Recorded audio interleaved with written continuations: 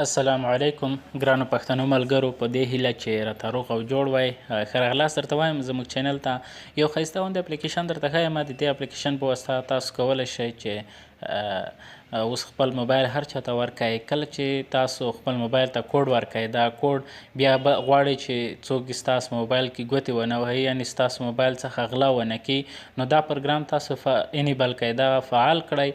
کله چې تاسو هغه ته موبایل ورکوئ، غلط کوډونه ورکوي، نو هغه څخه دا اپلیکیشن په واسطه عکسونه اخلي.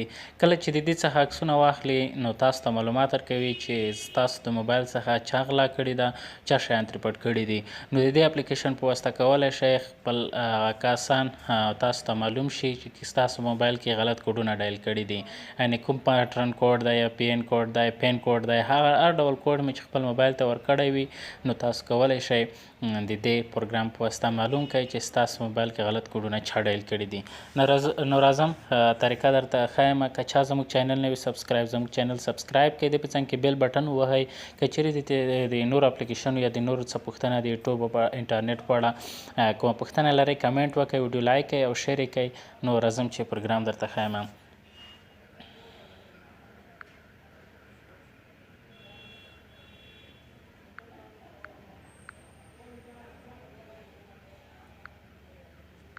دا پروګرام تړ آی به وګورئ. کله چې دا پروګرام تاسو پیدا کړئ،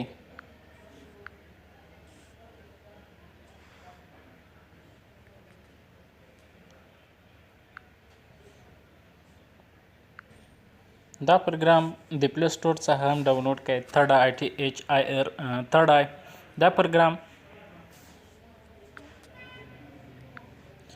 دا پروګرام تړ آی په نوم دی. دا له پلی سټوره ډاونلوډ کړئ یا له ګوګله ډاونلوډ کړئ. دا پروګرام چې کله تاسو ډاونلوډ کړئ، بیا به انسټال کړئ. د انسټال څخه وروسته به راشئ، په دې باندې به کلیک وکړئ. کله چې کلیک وکړه، نو ستاسو ته دا پروګرام خلاصیږي.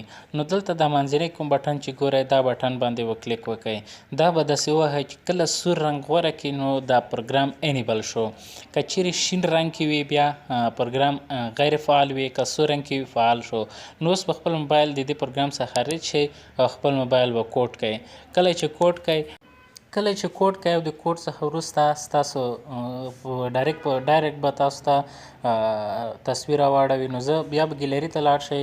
ګیلري کې به وګورئ آی کچر په نوم دی، خپل فولډر جوړیږي. کله چې د انسټایل شئ، د دې انسټایل سره یو فولډر جوړیږي. تاسو ګورئ دا فولډر دی. دا کسان مثلا چې چا د موبایل څخه غلط کوډونه ورکړي دي، هغه ټولو څخه عکسونه اخیستي دي. نو په دې هیله چې دا پروګرام ستاسو لپاره د خوښې وړ وګرځي. که چا زموږ چینل نه وي سبسکرایب، چینل سبسکرایب کړئ. د نورو ویډیوګانو د غوښتلو لپاره کمنټ وکړئ، ویډیو لایک کړئ.